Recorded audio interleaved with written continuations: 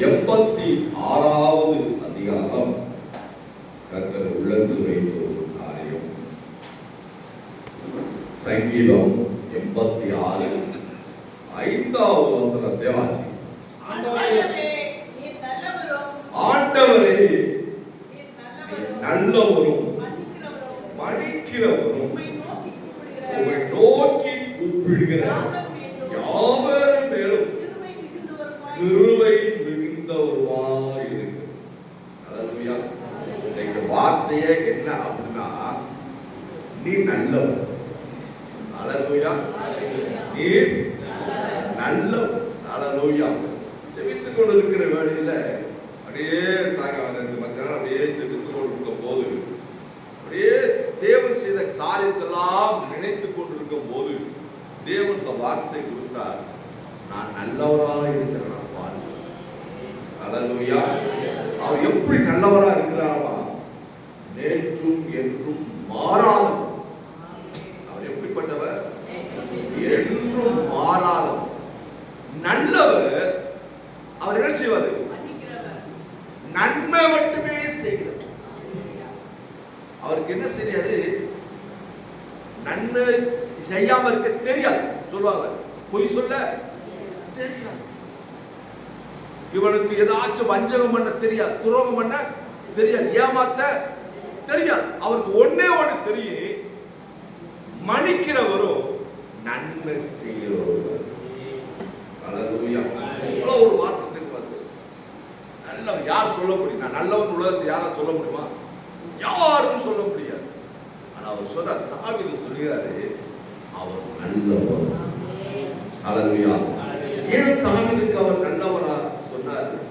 தாவீது ஏன் அவனை பார்த்து நல்லவரா சொன்னார் சொன்னா, தாவீதுக்கு 3 காலங்களை கடந்து சென்றாராம். தாவீது எத்தனை காலங்கள்? 3 காலம். ஒன்னு சொல்லுவார் கடந்த காலம், இன்னொன்னு நிகழ்ந்த, இன்னொன்னு எதிர்காலம்.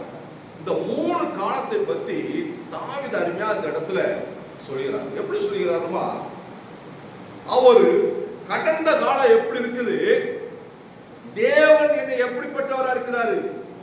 மன்னிக்கிறவரா இருக்கிறார். என் வாழ்க்கை முழுவதும் என்ன செய்யாரு?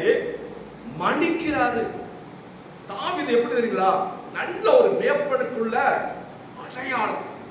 தாவீது நல்ல அவன் மேய்ப்பனுக்குள்ள அடையாளம். ஏன்னா ஒரு ஆடுக்காக ஒரு பக்கம் என்ன செஞ்சாலுமா, சிங்கம் வந்தது, இன்னொரு பக்கம் கரடி வந்தது. தன்னுடைய ஜீவனை என்ன செஞ்சாலுமா, பணைய வச்சு ஒரு ஆட்டை கிழிக்கிற போல என்ன கிழித்தார். எதுக்காக? ஆட்டுக்காக. இன்னொரு வசனம் சொல்லுகிறது, அவன் எப்படிப்பட்டவனா? பராக்கிரமசாலி, தைரியம் உள்ளவன். ஆனா இன்னொன்னு, அவனுடைய வேலைக்காரன் ஒரு சாட்சி சொல்கிறான். யாரு? ஒரு வேலைக்காரன் தாவீது பத்தி ஒரு சாட்சி சொல்கிறார். வாசிங்களேன், 1 சாமுவேல் புத்தகம் 16-18 வாசிங்களேன். 1 சாமுவேல் 16-18.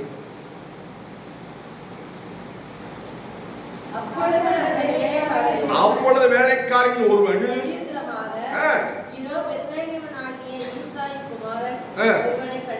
கண்டிருக்கிறேன், வாசிப்பதில் தேறினவன், யுத்த வீரன்,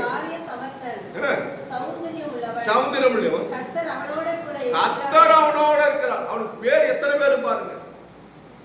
வாசிக்கிறதுல தேறினவன், பராக்கிரமசாலி, யுத்தத்தின் வீரன், இத்தனை பேர் உள்ளவன். ஆனா அவன் சொல்லுகிறான், என் தேவன் எப்பொழுதுமே எனக்கு நல்லவரா இருக்கிறார். ஏன்னா அவர் எது செய்தாலும் அதுல ஒரு அர்த்தம் இல்லாம செய்ய மாட்டார். எந்த காரியம் செய்தாலும் அதுல என்ன இருக்குமா? அர்த்தம் வரும். தேவன் இன்னொரு வருஷம் சொல்லுது பாருங்க, சங்கீதம் 38:8, கர்த்தர் நல்லவர் என்பதை என்ன செய்யுங்க? ருசித்து பாருங்க. என்ன வார்த்தை! கர்த்தரே நல்லவரா என்பது என்ன செய்யணுமா? தினந்தோறும் ருசிக்கிறவர்களுக்கு அதோட அருமை என்ன செய்யும்? தெரியும். தினந்தோறும் ருசித்து பாருங்க. இன்னும் சங்கீதம் 25:8 ஒன்று சொல்லு பாருங்க. சங்கீதம் 25:8 ஒன்று, கர்த்தர் நல்லவரும் கர்த்தர் நல்லவரா இருக்கிறார். அந்த தேவனைத்தான் நீங்களும் நானும் இன்னைக்கு பற்றி கொண்டு இருக்கிறோம். ஆனா என்ன இன்னைக்கு இல்ல, சரியாக அவரை புரிந்து கொள்றது இல்லை. அவர் இன்னும் சரியாக என்ன செய்யல, ருசித்து பார்க்கல. தாவீது அதான் சொல்றான், ஒவ்வொரு நேரங்கட்டும் தாவீது என்ன செய்யறாரமா, ருசித்து ருசித்து வந்த உடனே அவர் என்ன செய்யறாரு, தேவன் என்னைய மன்னிக்கிறார், மன்னித்து என்ன பண்ணுகிறாரு, என் வாழ்க்கையை மீண்டும் என்ன செய்யறாரு, கட்ட ஆரம்பிக்கிறார். தேவன் என்ன செய்ய, ஆசீர்வதிக்க ஆரம்பிக்கிறார். நன்மை செய்ய மட்டுமே தேவன் எனக்கு நல்லவரா இருக்கிறார்.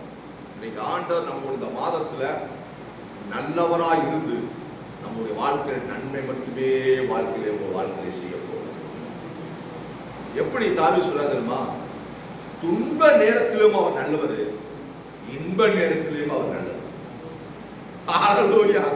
துன்ப நேரத்திலையும் அவர் நல்லவர், இன்ப நேரத்திலையும் நல்லவர். ஏன்னா கடந்த காலத்திலையும் அவர் நல்லவர், நிகழ்காலத்திலையும் நல்லவர், எதிர்காலத்திலையும் நல்லவர். கடந்த காலத்துல மன்னிக்கிறாரு. இந்த நிகழ்காலம் எப்படிப்பட்ட ஒரு வாழ்க்கை அவனுக்கு வந்தது என்று சொன்னால், அபிஷேகம் பண்ணப்பட்டான். அபிஷேகம் பண்ணப்பட்ட பிறகு இப்ப என்ன செய்ய, ராஜா பதவிக்கு வர்ற போது இப்ப அவனுக்கு என்ன வருதுன்னு சொன்னா, துன்பம், துயரம், வேதனை. ராஜாவின் அரண்மனையில உட்கார விட்டுட்டு இப்ப எங்க உட்கார்ந்து இருக்காராமா, சிங்கத்தின் கெபியில கூடுறவ என்ன இருக்காரு, பயந்து போய் உட்கார்ந்து இருக்கிறார். ஒரு பக்கம் மாமனார் துரத்துறார், ஒரு பக்கம் மகனே துரத்துறான். ஒரு போராட்டம். சொல்றாரு ஒரு இடத்துல, என் தட்டுல என் கூட இருந்து ஒரே தட்டுல சாப்பிட்டவன் என்ன பண்றான், என் குதிக்கால தூக்குறான். நான் படுக்கிறேன், எழுந்து பார்க்கும் போது என் படுக்கை என்னது, ஈரமா இருக்கிறது. யாரா தண்ணி ஊத்துனா பார்த்தா தண்ணி யார் ஊத்தல என் படுக்கையில, என் கண்ணி. யாருங்க, பராக்கிரமசாலி, இசையில தேறினவர், யுத்தத்தின் வல்லவர், நல்ல மேப்பர். ஆனா இப்ப துன்ப நேரம் என்ன பண்ணுது, நிகழ்காலத்துல துன்பம் வந்துருது. இந்த துன்பம் என்ன பண்ணுது, கண்ணீரை வர வைக்குது. அவன் சத்துருக்கள் சூழ்ந்து இருக்கிறார்கள். ஆனா அவர் என்ன செய்யறாருங்களா, எதுவும் பேசல, அப்பையும் சொல்கிறார், எந்த சூழ்நிலையும் தேவையான எந்த. ஏன்னா நம்ம நினைக்கிறோம், பிரச்சனை வருது, இந்த பாடு வருது, என் வாழ்க்கை அவ்வளவுதானா, என் வாழ்க்கை முடிந்து போகுமா, நீ எந்திரிக்க முடியாதா நினைப்போம். தேவன் அப்படி இல்ல, இனிதான் உன் வாழ்க்கையே ஆரம்பம் என்று சொல்லி தூக்கிடுவார். மனிதன் எப்படி வாழ்க்கை முடிஞ்சு போச்சு அப்படின்னு வேடிக்கை பார்த்து கொண்டிருப்பார். ஆனா தேவன் அப்படி இல்லை, இனிதாப்பா உனக்கு வாழ்க்கை. ஏன்னா தாவீது எந்த காலத்தில் ஒரு பொறுமையா என்ன செஞ்சாரு, ஒரு பொறுமையோட உட்கார்ந்து, எனக்கு நல்ல தேவன் எனக்கு நன்மை செய்வார். ஹல்லேலூயா. எப்படி நன்மை செய்வார் என்று சொன்னார், தாவீது வாழ்க்கை நன்மை செய்கிற ஒரு வாழ்க்கை எதை முதலாவது பார்க்கணும் அப்படின்னு சொன்னா, வானத்தை அவன் முதலாவது பார்வை எங்க இருக்குதமா, அண்ணாது தூர பார்வையா இருக்கு. எப்படி இருக்க வேண்டும், தூரை பார்வை. தாவீது சொல்ற சங்கீதம் 90 சங்கீதம் 121 என்ன சொல்லுது, ஒத்தாசை வரும். முதலாவது உனக்கு நன்மை செய்யணும் அப்படின்னு சொன்னா உன் பார்வை எங்க இருக்கணுமா, ஒத்தாசை வேற, மேலே பார்வை இருக்கு. உன் பார்வை மேலோட்டமா இருக்கு. மேல் சங்கீதம் 31:19 வாசிக்கிறேன். சங்கீதம் 31:19 உமக்கு பயந்தவர்களுக்கு மனப்புத்திரர்களுக்கு முன்பதாக உம்மை நம்புகிறவருக்கு நீ உண்டு பண்ணி வைத்திருக்கிற நன்மை எவ்வளவு பெரியதா இருக்கு. பார்வை எப்படி இருக்குது தாவீதுடைய வாழ்க்கை. அவன் ஒத்தாச ஒரு பருவதத்துக்கு நேராக கண்கள் என்ன செய்யறான்? ஏறெடுத்து கொண்டு இருக்கிறான். ஏன்னா அவன் இடத்துல இருந்தா நன்மைகள் பெறுகிறான். ஏன்னா அவர் செய்ய போற நன்மைகள் இதுவரைக்கும் என் கண்கள் கண்டதில்லை, காதுகள் கேட்டதும் இல்லை. அதனால இந்த நன்மைய வாழ்க்கையில வரும் என்று சொன்னால் என் கண்கள் எங்க இருக்கணும்? ஒத்தாசை வரும். அந்த ஒத்தாசை நேரத்துக்கு வர்றதுக்கு என்ன இருக்குன்னா அப்படியே பொறுமையோட உட்காந்துக்கலாம். அல்லேலூயா. ஏன் பொறுமை? இன்னைக்கு அவசரத்துல வாழ்க்கையில தான் எல்லாருடைய வாழ்க்கையை வேஸ்ட் ஆகி போறது. என்னதுங்களா? அவசரத்துல. இத்தனை வருஷமா வந்து தேவன் எனக்கு ஒண்ணும் பண்ணல, செபித்தே ஒண்ணும் பண்ணல, கர்த்தருக்கா செய்த எனக்கு ஒண்ணுமே செய்யற, டக்குன்னு என்ன செய்யறோம்? மாறி போயிடும். ஒரு மரத்துல 2 கிளிகள் பேசிக் கொண்டிருச்சான். 2 கிளிகள், கணவன் மனைவி, எதிர்காலத்தை குறித்து பேசுறான். நம்மளே எதிர்காலத்துக்கு இருக்குது வாழ்க்கை, நம்ம இப்படி இது என்ன நடக்க போகுது அவர் பேசிக் கொண்டிருக்கும் போது அண்ணாந்து பார்க்குது, கழுகு என்ன செய்யுது? வட்டமிட்டு கொண்டு. அப்ப இந்த 2 கிளிகளுக்கு என்ன பண்ணிடுச்சு? கணவன் மனைவி பயம் வந்துருச்சு. மேல கழுகு வட்டமிட்டு கொண்டு இருக்கிறது. நாம் கழுகுக்கு என்ன செய்ய போறோம்? இரையாக போறோமோ? கீழே பார்க்குது, ஒருத்தன் வேட என்ன பண்றான்? அம்ப குறி பார்த்துட்டு இருக்கான். எப்படி? ஒரே சாட்டுல 2 என்ன செய்யணும்? விழுக. ஒரே சாட்டு 2 அடிக்க சொல்லி குறி பார்த்து கொண்டு இருக்கிறான். இப்ப கிளி என்ன பண்ணுது? பறந்தா கழுகு, பறந்தா என்ன பண்ணிடும்? கழுகு. இப்ப என்ன பண்றது? அடுத்தது வேடம்.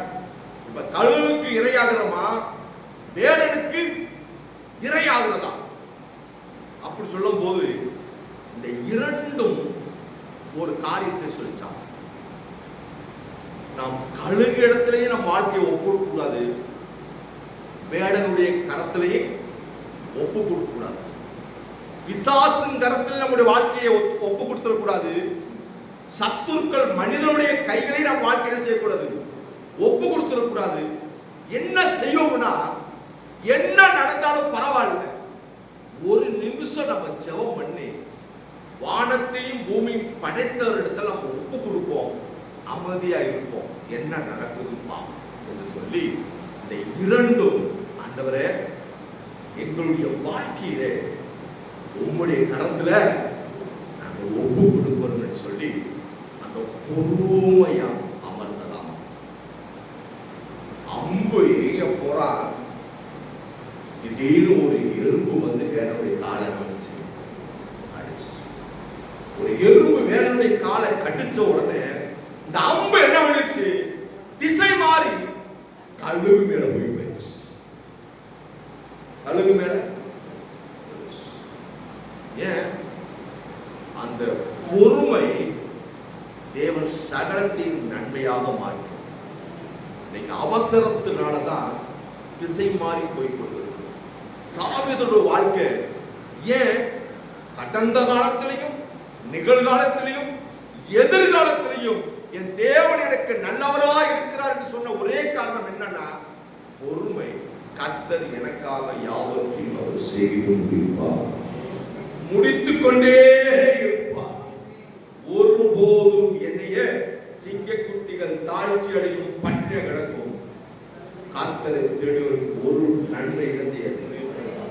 கர்த்தரே என்னுடைய மேய்ப்பரா இருக்கிறார், நான் ஒருபோதும் என்ன செய்ய மாட்டேன், தாழ்ச்சி அடைவேன். 2வது காரணம் சொல்லுங்க. சங்கீதம் 30 ஒன்றை வாசிக்கிறேன். 1 சங்கீதம் 30.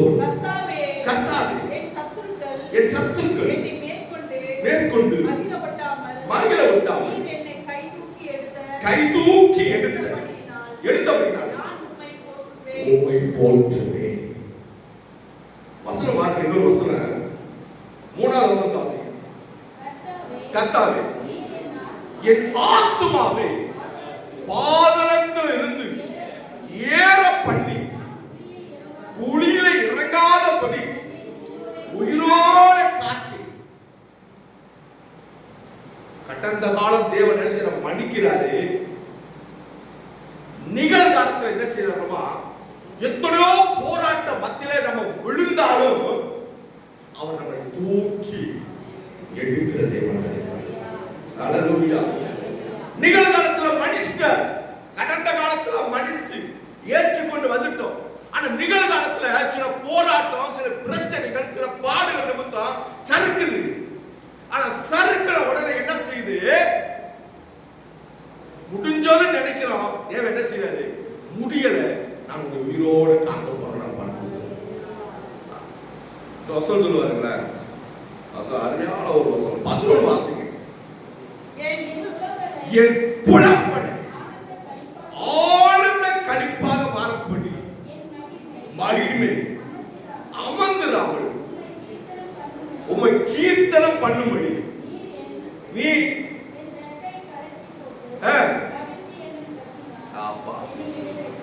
என் புலம்பலை ஆனந்த களிப்பாக.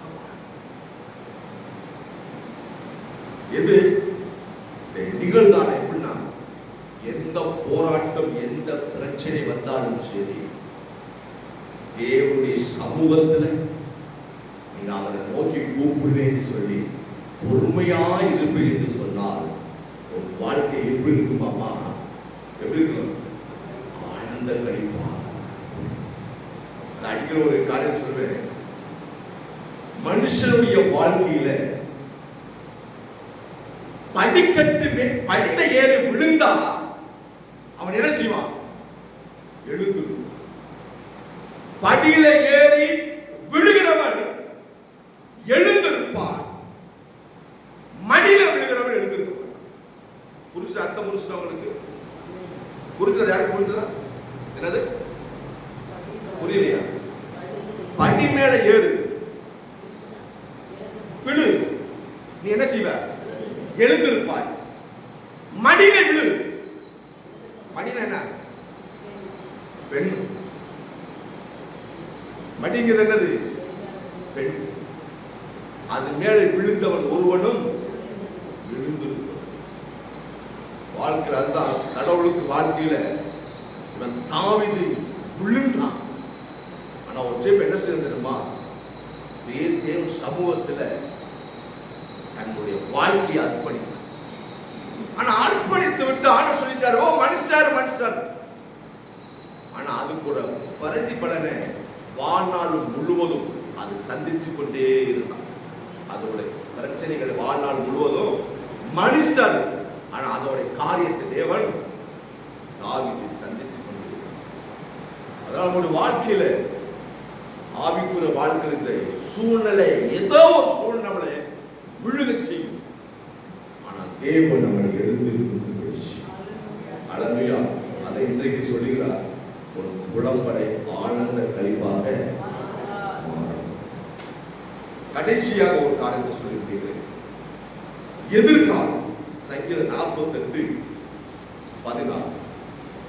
சங்கீதம் 48:14. இந்த தேவன் என்றென்றைக்கும் உள்ள சதா காலங்களில் நம்முடைய தேவன் மரண பரியந்தம் நம்மளை நடத்துவோம். வா, என்னவா?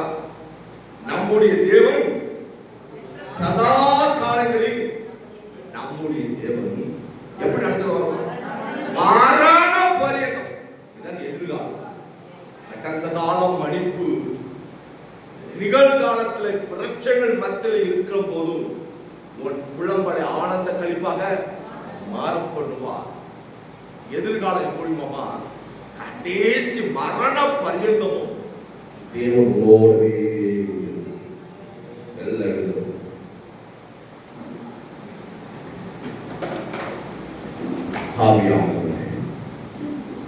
எல்லாம்